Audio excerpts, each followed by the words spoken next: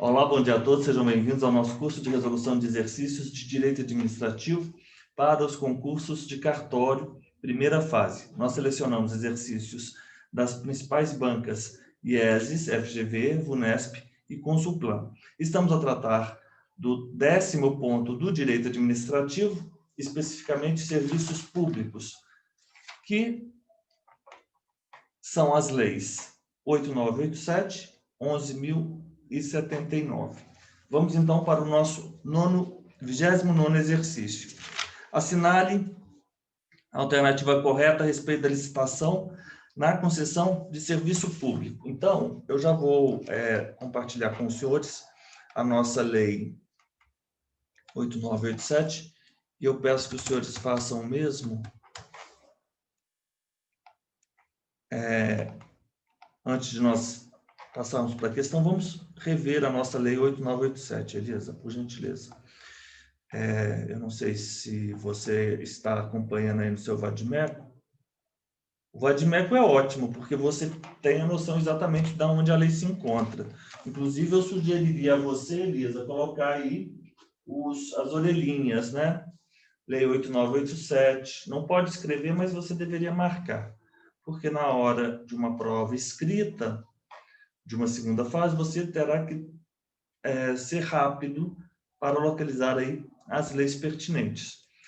Nós temos as disposições iniciais, preliminares, artigo 1º.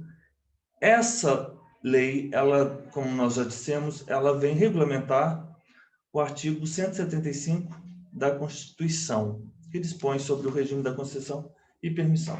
Serviços públicos, eles são prestados diretamente pelo Estado ou indiretamente. Indiretamente, por meio de concessão ou permissão, portanto, sempre havendo licitação. As concessões e permissões reger-se-ão nos termos do 175 por esta lei, normas legais pertinentes e cláusulas contratuais. Nós, passando ali do caput do 175, nós temos que a lei disporá sobre, e a Constituição elenca diversos pontos que devem ser tratados por uma lei. Não é uma lei complementar, nós já falamos sobre isso em um determinado exercício. Uma das leis é a 8.987, a outra é a nossa 11.079, que vai tratar das PPPs. O que é o poder concedente? União, Estados, DF, municípios, em cuja competência se encontra o serviço público, precedido ou não da execução de obra pública, objeto da concessão ou permissão. O que é a concessão de serviço público? O que é a concessão de serviço público precedida da execução de obra pública? O que é uma permissão de serviço público? Nós sabemos que a concessão é sempre concorrência. Concessão, concorrência. Permissão, licitação, não há especificada a modalidade. Sujeitar-se-ão as concessões e permissões à fiscalização pelo poder concedente, responsável pela delegação. Os usuários irão cooperar na fiscalização. As concessões, precedido ou não de execução de obra pública, será formalizado mediante um contrato. Então, nós vamos ter, obviamente, uma licitação, nós vamos ter uma concorrência e, ao cabo desse procedimento, nós teremos a celebração de um contrato. Ótimo. Nós temos os contratos genéricos da administração, que nós tratamos ali a partir do artigo 54 a 80, da 8666, e aqui nós temos contratos específicos, são os contratos provenientes de uma delegação, de uma concessão ou de uma permissão.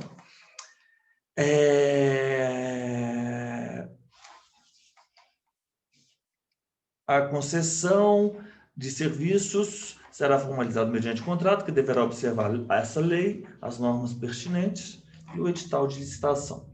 O poder concedente publicará previamente ao edital ato justificando a conveniência da outorga da concessão ou permissão. Então, nós vamos ter o ato justificante, o edital da licitação, o contrato e o contrato firmado. Então, nesse ato se justifica, esse ato traz objeto, área e prazo. Nós temos aqui o que é o serviço adequado. Nós temos no capítulo 3 os direitos e obrigações dos usuários. São direitos e obrigações do usuário receber serviço adequado, receber do poder concedente e da concessionária informações para a defesa de interesses individuais ou coletivos, etc. Capítulo 4, política tarifária, né? A tarifa. Por que tarifa? Porque é contratual. Se fosse um regime legal, nós teríamos a taxa. A tarifa do serviço público concedido será fixada pelo preço da proposta vencedora da licitação e preservada pelas regras de revisão previstas nessa lei, edital, contrato. Artigo 10, sempre que forem atendidas as condições do contrato, considera-se mantido seu equilíbrio econômico-financeiro. Depois, o capítulo 5 da licitação. Nós temos aqui disposições específicas da licitação para as concessões e para as permissões. Nós temos aqui, no artigo, na questão 29, assinale a alternativa correta a respeito da licitação na concessão de serviço público. Então, teoricamente, nós trataríamos, ao tratar de licitação do serviço público, a partir do artigo 14. Toda concessão, precedida ou não de execução de obra pública, será objeto de prévia licitação, nos termos da legislação própria e com observância dos princípios da legalidade, moralidade, publicidade e igualdade do julgamento por critérios objetivos e da vinculação a um instrumento convocatório. No julgamento da licitação, será considerado um dos seguintes critérios: o menor valor de tarifa do serviço, a maior oferta, nos casos de pagamento ao poder concedente pela outorga da concessão, a combinação 2 a 2 dos critérios referidos no inciso 1 e 2, e sétimo, melhor oferta de pagamento pela outorga após qualificação de propostas técnicas, que diz o sétimo, né? Melhor proposta técnica, com preço fixado no edital, melhor proposta em razão da combinação dos critérios de menor valor da tarifa e o melhor técnica, ou seja, melhor valor e melhor técnica, menor valor e melhor técnica, melhor proposta em razão da combinação dos critérios de maior oferta pela outorga da concessão, melhor técnica. Nós temos regras específicas nos parágrafos. Artigo 16. A outorga da concessão ou permissão não terá caráter de exclusividade, salvo no caso de inviabilidade técnica ou econômica justificada no ato que precede a publicação do edital, né? Que é esse ato do artigo 5º. Considerar-se-á desclassificada a proposta que, para sua viabilização, necessite de vantagens ou subsídios que não estejam previamente autorizados em lei e à disposição de todos os concorrentes. Também considerar-se-á desclassificada a proposta de entidade estatal alheia à esfera político-administrativa do poder concedente que, para sua viabilização, necessite de vantagens ou subsídios do poder público controlador da referida entidade. Inclui-se nas vantagens ou subsídios de que trata esse artigo qualquer tipo de tratamento tributário diferenciado, ainda que em consequência da natureza jurídica do licitante, que comprometa a isonomia fiscal que deve prevalecer entre todos os concorrentes. O edital será elaborado pelo poder concedente, observado as normas e critérios gerais da legislação das licitações, e conterá especialmente, nós temos todos esses itens que devem constar no edital da licitação. Do contrato de concessão, que será firmado, portanto, sagrando-se vencedor um dos contratantes no procedimento licitatório, ele terá cláusulas essenciais, que são essas estabelecidas no artigo 23. Aqui todas essas disposições dizem respeito ao contrato. Os encargos do poder concedente e os encargos da concessionária. E, por fim, da intervenção, quando o poder concedente poderá intervir na concessão. Aqui nós temos as regras. E as hipóteses de extinção da concessão. Das permissões, nós temos que a permissão de serviço público será formalizado mediante um contrato.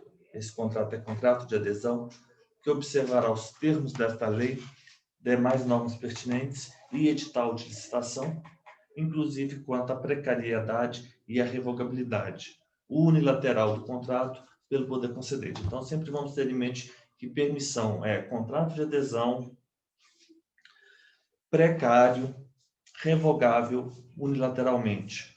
E, por fim, esse parágrafo único também é de suma relevância, aplica-se às permissões o disposto nessa lei. Então, o que não for próprio das permissões, nós teremos as disposições das concessões aplicáveis. Ótimo. 29. Toda concessão de serviço público, precedida ou não de execução de obra pública, será objeto de prévia licitação. Isso é verdade. Toda. Isso está no artigo 2º, está lá no artigo 175 da Constituição. O artigo 2º, ele diz, concessão de serviço público, mediante licitação. Concessão de serviço público precedida de execução de obra pública. Ele também fala, mediante licitação. Ótimo. E também no artigo 14, né, professor? O artigo 14, temos em vários pontos. Toda concessão, óbvio, melhor ainda, toda concessão de serviço público, precedida ou não da execução de obra pública, será objeto de prévia licitação nos termos da legislação própria. Prévia licitação. Ótimo. Até o mais adequado, Elisa. Muito obrigado. Em igualdade de condições, será dada preferência à proposta apresentada por entidade beneficente ou microempresa? Falso. Falso. O 15, parágrafo 4º, diz que, em igualdade de condições, será dada preferência à proposta apresentada por empresa brasileira. Falso. Não é isso. É vedada a utilização de critério do valor da tarifa do serviço público a ser prestado como base para o julgamento da licitação? Não, o menor valor da tarifa. É um critério objetivo. O menor valor da tarifa. 15, inciso 1. A outorga de concessão ou permissão terá como regra geral o caráter de exclusividade? Falso. O artigo 16, ele diz exatamente o contrário. A outorga de concessão ou permissão não terá caráter de exclusividade, exceto nas hipóteses de inviabilidade técnica ou inviabilidade econômica, justificado naquele ato que antecede a publicação do edital. É vedado ao poder concedente prever no edital a inversão da ordem das fases de habilitação e julgamento? Pelo contrário, é possível a inversão da ordem. O artigo 18, ele traz exatamente isso. O edital de licitação será elaborado pelo poder concedente, observado no que couber os critérios e as normas gerais da legislação própria sobre licitações. Pois não, é 18A. Muito obrigado, Elisa. Muito obrigado. O edital poderá prever a inversão da ordem das fases de habilitação e julgamento, hipótese em que aí nós temos os incisos. 18A. Eu marquei aqui 18A exatamente, estava lendo 18, mas aqui eu marquei 18A. 30. Num determinado processo licitatório para a contratação de empreendimento a ser executado e explorado sob o regime de concessão, o poder licitante, concedente, né, em uma cláusula do objeto da licitação, incluiu a possibilidade de obtenção de recursos financeiros para a execução do objeto licitado. Nessa situação, conforme dispõe a Lei 8666, é correto afirmar que essa licitação... Elisa, aqui nós teremos que ir lá na Lei 8666. Vamos lá. Eu esqueci de colocar meu microfone aqui. 8666. Elisa, só um minutinho, que eu tenho um segundo, por favor. Continuamos aqui com a nossa análise. Nós temos que ir na Lei 8666, Elisa. A lei, infelizmente, essa aqui traz... Vamos lá no artigo 7º. Vou compartilhar aqui com vocês.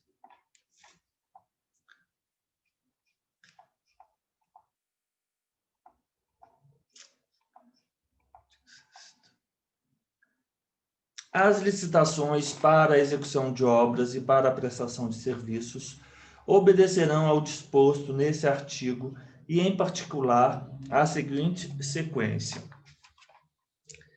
O parágrafo 3º.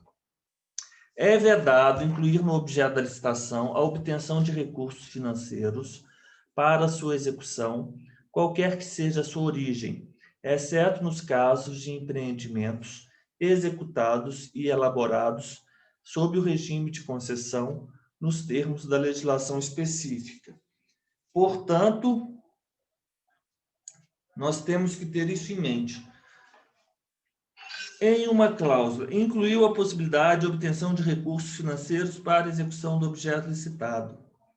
Em se tratando de concessão, isso é permitido. Isso é permitido.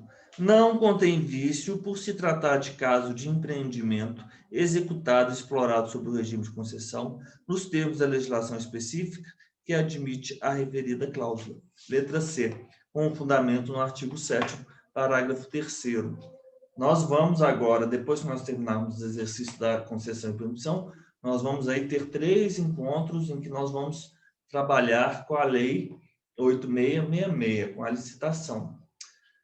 É vedado incluir no objeto da licitação a obtenção de recursos financeiros para sua execução, qualquer que seja a sua origem, exceto nos casos de empreendimentos executados e explorados sob o regime de concessão, nos termos da legislação específica. Difícil, né? Vamos adiante. Bem específico, né, professor? E vamos lá, mas é assim mesmo que nós temos que treinar, né? As questões são cada vez mais difíceis, porque não estamos sempre estudando a lei de licitações, correto? No direito administrativo, e essa é uma disposição também muito específica, como você mesmo disse. 31. É correto afirmar que a contratação da PPP será precedida da licitação na modalidade. Qual modalidade da PPP? Nós já sabemos, artigo 10, concorrência, lei 11.079. Vamos lá. Você está aí seguindo pelo Vadimeco, né, Elisa? 11.079. Artigo 10º. Da sociedade de propósito específico. Isso é o que você tem que ter em mente. Se vamos ter uma parceria público-privada, nós vamos ter uma sociedade de propósito específico para implantar e gerir o objeto da parceria. Sempre. Artigo 9º. Então, você tem em mente PPP, SPE, Sociedade de Propósito Específico. 10. A contratação da PPP será precedida de licitação na modalidade concorrência, estando a abertura do processo licitatório condicionada a... Aí nós temos inciso 1, 2 e todos os mais incisos. Portanto, letra E, concorrência. Prova da VUNESP. Ótimo. Prova da remoção lá do Rio Grande do Sul, recente. VUNESP. A respeito do serviço público, assinale a alternativa correta. O serviço público é de titularidade do Estado, podendo a sua prestação ser transferida à iniciativa privada e realizada em regime de competição. Isso é verdade, essa foi a resposta. O que não é muito usual é nós falarmos de licitação em regime de competição. A teoria administrativa, assim, creio eu que em sua maioria, ela não usa a palavra competição para tratar da licitação. Ela sempre trata, assim, competição como licitação. Mas são sinônimos, embora seja um termo não usual. Ele transfere a execução... Professor, Pois não, Elisa. É que eu acho que na doutrina estrangeira, o direito da concorrência é chamado de direito da competição. Então, pode ter sido alguma tradução no sentido de que competition law é o gênero, né, a competição que abarca as modalidades depois de licitação, né, de competição. Eu acho que pode ser... Você não concorda comigo que aqui no direito administrativo brasileiro a gente não usa essa expressão nesse sentido? A gente usa licitação? A gente nunca usa, não é tradicional do nosso direito, e mesmo quando a gente fala de direito, competition law, em português, é direito da concorrência, né? É assim que a gente traduz, nunca é competition law, a gente não fala, né? Direito da competição. Mas direito da concorrência é outro ramo que não é esse ramo específico da licitação. Direito da concorrência... Então, não é exatamente. Eu acho, professor, exatamente, eu concordo plenamente com o senhor, não é a mesma coisa. Mas eu acho que, não sei, o Rio Grande do Sul tem tanta gente que estuda, né? Às vezes na Europa, eles são muito avançados, assim, muita gente descendente de estrangeiro, né? Quem sabe eles tenham sido influenciados aí, tenham feito uma tradução que para a gente é muito estranha, porque realmente a gente não ouve, né?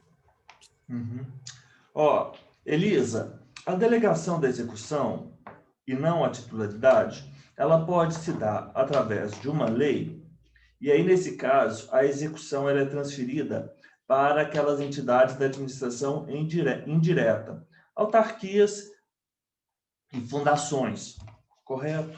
Delegação da execução. A delegação, quando ocorre por lei, ela é destinada, ela é feita, ela é realizada para aquelas entidades da administração indireta. Ótimo. Ela pode ser feita por um contrato. E se ela for feita por um contrato, ela será feita nos termos da 8987 ou da 11.079. Ainda, a delegação pode ser por um ato administrativo. E quando ela é feita por um ato administrativo, nós vamos ter a autorização para o exercício, para a execução do serviço público. Ficou claro? Ótimo.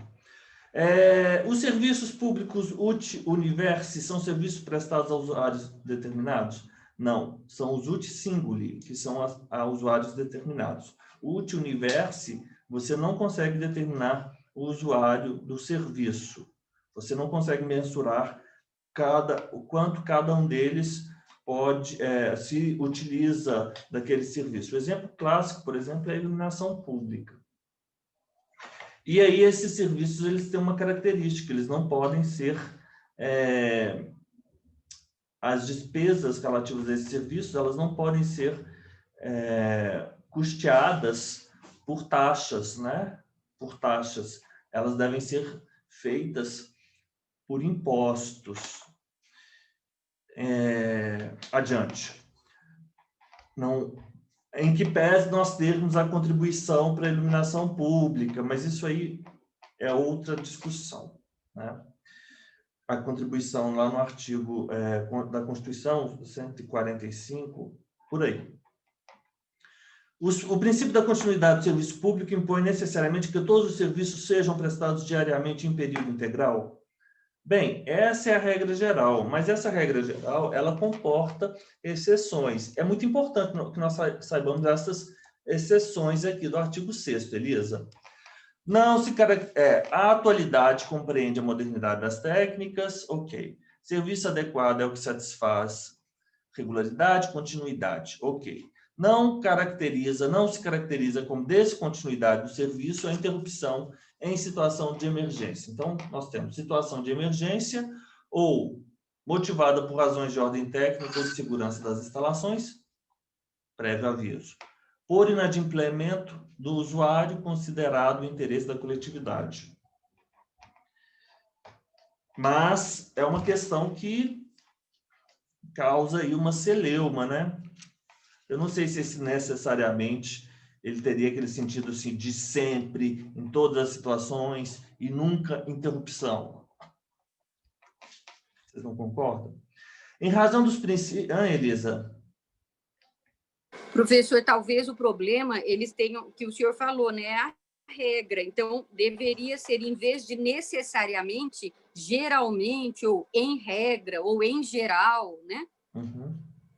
Em lugar da palavra necessariamente. Não é? Sim, mas aí estaria certo, né? Aí a resposta estaria certa. Sim, o erro está no necessariamente, né? Necessariamente, Ok. Em razão dos princípios constitucionais da livre iniciativa e da livre concorrência, a caracterização de atividade como serviço público exige prévia autorização constitucional? Isso é falso. Isso é falso. No artigo 175, inclusive, ele não define exatamente o que é serviço público. Vamos lá, Constituição. Depois eu quero fazer um comentário político a respeito. Eu vou até fazer isso agora, você vai me permitir. Eles deixam só ir no artigo 175. Incumbe ao poder público, na forma da lei, diretamente sobre o regime de concessão ou permissão, sempre através de licitação, a prestação de serviços públicos. A lei disporá sobre 1, 2, 3 e 4. Não diz o que é serviço público. As atividades que tenham como resultado a promoção de direitos fundamentais devem ser consideradas como serviços públicos. Elisa, aquelas atividades que estão previstas lá no artigo 8º, artigo 6º. Espera aí, só um minutinho, por favor. Artigo 6º, artigo 7º. Por que eu falei artigo 8º? Deixa-me ver o que temos no artigo 8º. Não, artigo 8º não, artigo 6º. Artigo 6º e 7º. Elas não são consideradas serviços públicos, elas são consideradas direitos sociais. Direitos sociais. Eu vou fazer uma breve interrupção aqui, porque eu quero fazer 2 comentários. Então, 32, letra A. 32, letra A. A letra E, nós vamos ter que aquelas hipóteses da ordem social não são serviço público, são direitos sociais. 33. A administração pública celebrou um contrato de concessão patrocinada, estabelecendo uma parceria público-privada pelo prazo de 8 anos, cujo único objeto é a execução de obra pública no valor de 15 milhões de reais, estando previsto em contrato que haverá contraprestação pecuniária do parceiro público ao parceiro privado. Segundo a legislação pátria aplicável à espécie, a ilegalidade que pode ser apontada nesse caso se nós formos lá para os limites da PPP, nós temos todos, está correto. Vamos lá para 11.079, os limites. Mas a ilegalidade está justamente no inciso 3, é o parágrafo 4º do artigo 2º. A PPP, ela é um contrato de concessão, nós já vimos que a modalidade da licitação é concorrência, e nós vamos ter 2 espécies, ou ela é patrocinada ou ela é administrativa. A patrocinada, está no parágrafo 1º, é aquela hipótese em que se tem a concessão de serviços públicos ou de obras públicas da 8987, mas que, além da tarifa, nós também temos uma contraprestação pecuniária do parceiro público ao parceiro privado. A concessão administrativa é o contrato de prestação de serviços de que a administração pública seja usuária ou direta ou indireta, ainda que envolva execução de obra ou fornecimento e instalação de bens. É o exemplo da construção do presídio, né? Parágrafo 4º. É vedada a celebração de contrato de PPP, cujo valor seja inferior a 10 milhões de reais, o valor aqui é de 15 milhões, esse valor passa. Cujo período de prestação seja inferior a 5 anos, o valor aqui, o prazo aqui é de 8 anos, está correto. O problema é esse, que tenha como objeto único o fornecimento de mão de obra, o fornecimento e instalação de equipamentos ou a execução de obras públicas. E aqui ele fala a execução, cujo objeto único é a execução de obra pública. Então, vai de encontro ao parágrafo 4º, inciso 3º. Letra A, o objeto do contrato que não pode ser unicamente de execução de obra pública. 33, letra A. Então, vamos sempre decorar isso aí. É vedada a celebração de contrato de parceria público-privada, inciso 3, que tenha como objeto único o fornecimento de mão de obra, o fornecimento e instalação de equipamentos ou a execução de obra pública. Difícil a questão. Pode haver, sim, contraprestação pecuniária do ente público ao parceiro privado. O nome disso é PPP patrocinada. Adiante, 34. Os outros limites estão todos corretos. 34. Mas o momento de nós decorarmos esses limites é agora. Nos termos da legislação pátria, se uma concessionária pretender fazer a subconcessão do serviço público a ela concedido, ela poderá fazê-lo? Poderá. Vamos lá. Nós sabemos que isso é permitido. Deixe-me voltar aqui na subconcessão. Lá na 89. Ó, Era o artigo 26 ou 25, não era? É o 26, Elisa, muito bem. A subconcessão é permitida, é admitida nos termos do contrato de concessão, desde que expressamente autorizada pelo poder concedente. A outorga de subconcessão será sempre precedida de concorrência. O subconcessionário se subrogará em todos os direitos e obrigações do subconcedente dentro dos limites da subconcessão. É o artigo 26. Poderá fazê-lo por meio de leilão? Falso, concorrência. Não poderá fazê-lo? Não, poderá fazê-lo, é admitida. Poderá fazê-lo por meio de concorrência? Sim, desde que autorizada no contrato, quando não é expressa poder concedente. Letra C. Prova de juiz substituto lá no Acre, VUNESP. Essa eu acho até mais fácil. 35.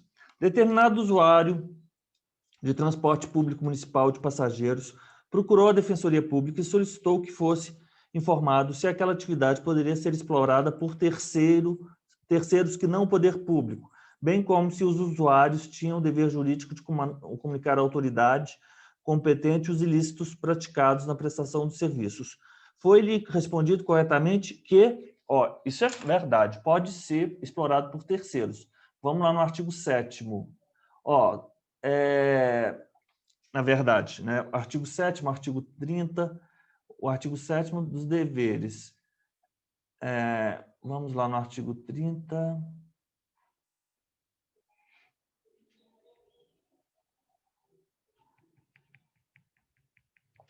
No exercício da fiscalização, o poder concedente terá acesso aos dados relativos à administração, contabilidade, recursos técnicos, econômicos e financeiros da concessionária. Mas, enfim, a resposta, sim, é possível a exploração por terceiros, mediante concessão ou permissão, bem como que o usuário tinha o dever de comunicar os ilícitos de que viesse a tomar conhecimento. Isso é verdade. Isso está aqui no 7º, inciso 5º, Elisa. Professor, não tinha uma lei específica que a gente viu, era a lei 9.200, 9.000 e alguma coisa, que era só sobre a concessão de transporte público? Não, era concessão de eletricidade, de iluminação. Do que, professor? Eletricidade, eletrificação, energia elétrica. Era verdade. Não era transporte, não. Era eletricidade, verdade. Desculpe, professor. Sem prejuízo do disposto na 8.078, vamos ver o que trata daqui a pouco, são direitos e obrigações dos usuários. Receber serviço adequado, receber do poder concedente da concessionária informações para a defesa de interesses individuais ou coletivos, obter e utilizar o serviço com liberdade de escolha entre vários prestadores de serviços, quando for o caso, observadas as normas do poder concedente, levar ao conhecimento do poder público e da concessionária as irregularidades que tenham conhecimento, comunicar às autoridades competentes os atos ilícitos praticados pela concessionária na prestação de serviços. É isso aqui. Eu acho que é essa 8.078. Deixe-me ver aqui. Não, 8.078 é o Código de Proteção ao Consumidor. Mas depois nós pensamos sobre essa lei específica, sobre a concessão elétrica. 35, letra E. Era possível a exploração por terceiros mediante concessão ou permissão, bem como que o usuário tinha o dever de comunicar os ilícitos que viesse a tomar conhecimento. 35, letra E. É correto afirmar em relação às PPPs e contratos de concessão no âmbito da gestão pública. São uma forma de aumentar o tamanho do setor público? Falso, pelo contrário, pretende-se reduzir o setor público. Apesar de, em certo grau, se sobreporem, diferenciam-se pelo fato de que as atividades com rentabilidade adequada ao capital privado não seriam objetos de uma PPP. Essa foi dada como resposta correta, Elisa. A concessão simples está na 8.987 e a PPP está na 10.1179. Mas, para que haja PPP, deve haver atividades com rentabilidade adequada ao capital privado.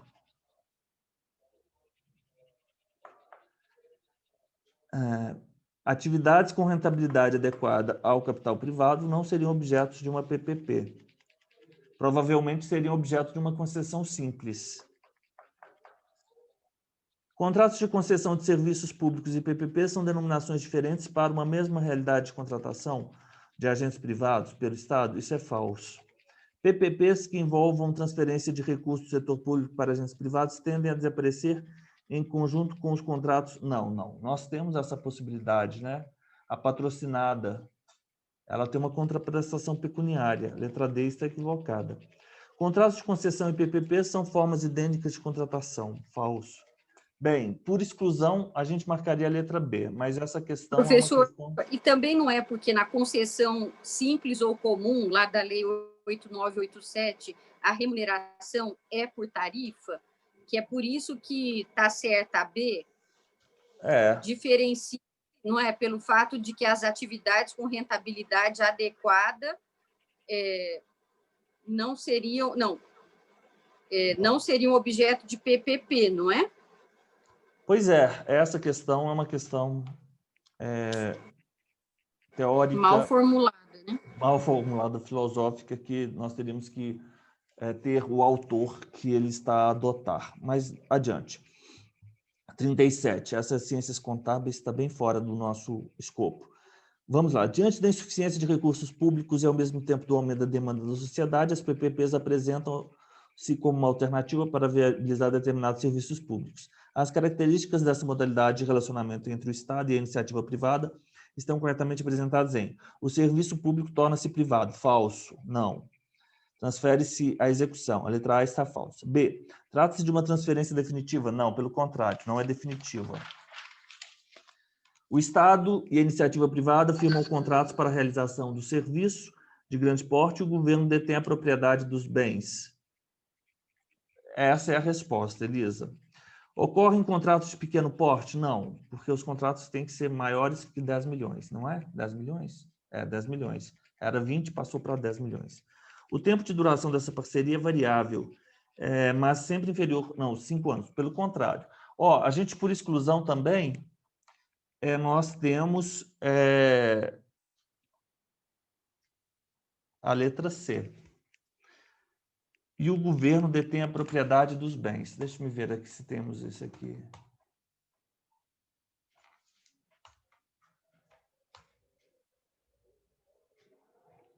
Outorga de direitos sobre bens públicos dominicais, outorga de direitos bens reversíveis.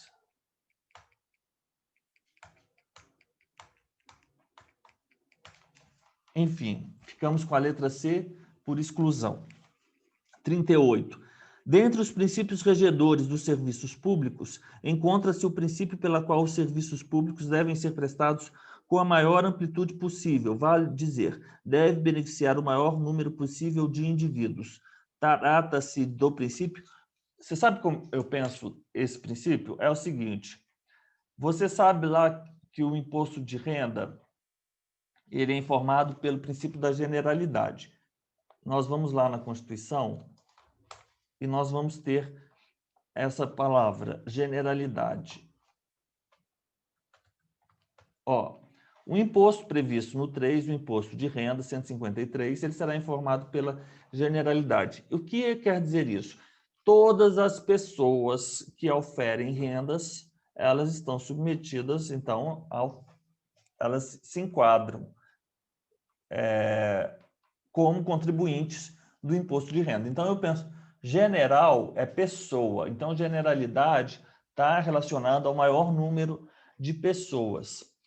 Nesse âmbito, aqui, nós não temos, em se tratando de contratos, a expressão universalidade, nós temos a palavra generalidade. Universalidade, aqui no imposto de renda, significa assim, que todas as rendas, são todas as rendas. Generalidade, todas as pessoas. Universalidade, todas as rendas. Todas as rendas. Quando nós falamos aqui ao maior número possível de indivíduos, estamos falando de generalidade. E em se tratando de concessões e permissão, nós não temos essa expressão universalidade. Para fins de prova, né, Elisa? É óbvio que se formos aí discorrer o acesso universal a todos, é outro assunto, mas aqui nós estamos fazendo treinamento para a primeira fase. Você vai pensar, número maior possível de indivíduos, generalidade. Inclusive, essa questão foi muito discutida, porque, nesse contexto, generalidade específico seria sinônimo de universalidade. E, portanto, essa questão estaria errada, porque teria duas respostas certas. 38, letra D. Mas vamos marcar o seguinte, maior número possível de indivíduos, generalidade. Mas a gente sempre usa a expressão a universalização dos serviços básicos de saúde, a universalização do saneamento básico. Nesse contexto, essas expressões são sinônimas. Ficou claro, Elisa? Eu errei, professor, eu errei, eu não sabia. Mas ficou claro com isso agora. Você vai maior número de pessoas, general. Ficou claro, sim. 39. O atendimento pessoal por telefone ou outra via eletrônica deve ser oferecido aos usuários do serviço público, pois constitui direito do usuário à informação. A informação. Lá na 8.079, nós não temos dos direitos à informação.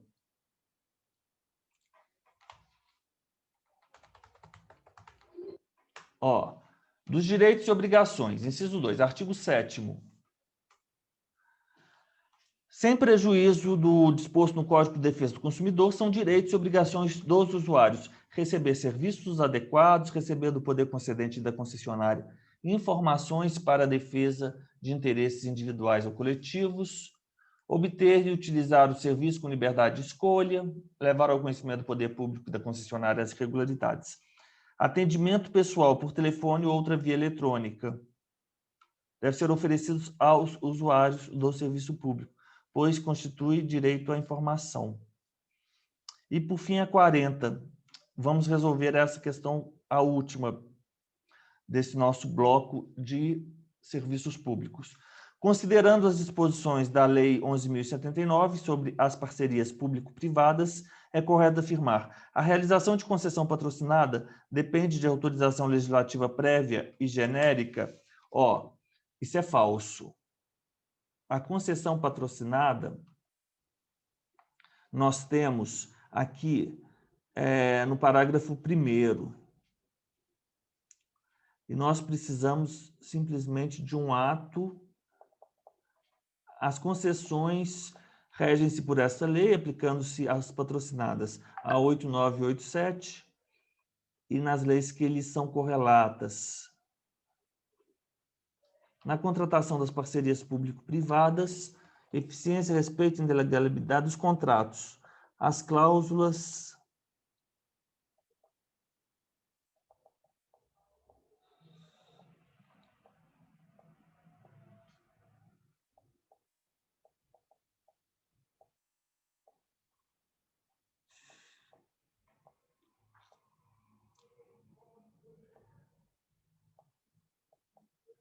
Não, isso é falso.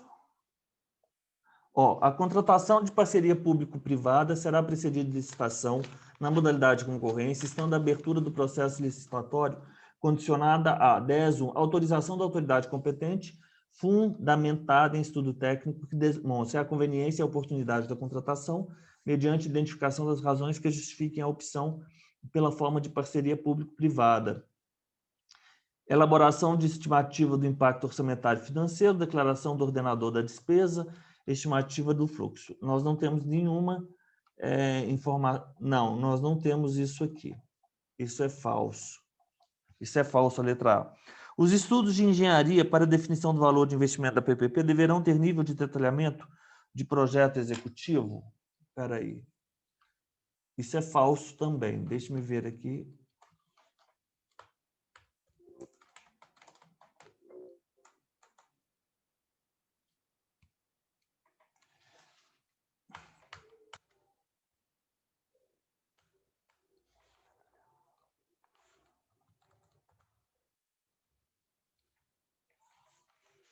Olha só, o parágrafo 4º fala o seguinte: os estudos de engenharia para definição do valor do investimento da PPP deverão ter nível do artigo 10, nível de detalhamento de anteprojeto e o valor dos investimentos para definição do preço de referência para a licitação será calculado com base em valores de mercado, considerando o custo global de obras semelhantes no Brasil ou exterior, ou com base em sistemas de custos que utilizem como insumo valores de mercado do setor específico do projeto, aferidos, em qualquer caso, mediante orçamento sintético, elaborado por meio de metodologia expedita ou paramétrica. Muito difícil essa questão. De projeto executivo, anteprojeto. Mas aqui também é uma prova muito específica, especialista em regulação. Falso. Mas que é de uma vaga, professor. Normalmente, uma vaga, no máximo 2. Sempre que a assinatura do contrato ocorrer em exercício diverso daquele em que for publicado o edital, deverá ser precedida da atualização dos estudos e demonstrações referidos na lei. Essa é a resposta. Aqui eu vou mencionar... É o parágrafo 2º. Sempre que a assinatura do contrato ocorrer em exercício diverso daquele em que for publicado o edital, deverá ser precedida da atualização dos estudos e demonstrações referidos na lei. Está aqui no parágrafo 2º. A submissão da minuta do edital e do contrato à consulta pública é facultativa, fixando-se prazo mínimo de 15 dias para recebimento de sugestões? Não, é obrigatório. Vamos ver. É o inciso 6º. Todas estão aqui, ó. A submissão da minuta do edital e de contrato à consulta pública mediante publicação na imprensa oficial, em jornais de grande circulação, e o prazo também está equivocado. Prazo mínimo de 30 dias. Falso, a letra D. É obrigatória a utilização de arbitragem como mecanismo de resolução de disputas? Não, ela é facultativa, né? A arbitragem você não pode obrigá-la. Espera aí. O emprego de mecanismos privados de resolução de disputas, inclusive a arbitragem. O instrumento convocatório conterá a minuta do contrato, podendo ainda prever. Então, não é obrigatório, é uma faculdade, né? O edital deverá especificar quando houver as garantias da contraprestação do parceiro público a serem concedidas ao parceiro privado. Elisa, vamos encerrar nossa aula por hoje.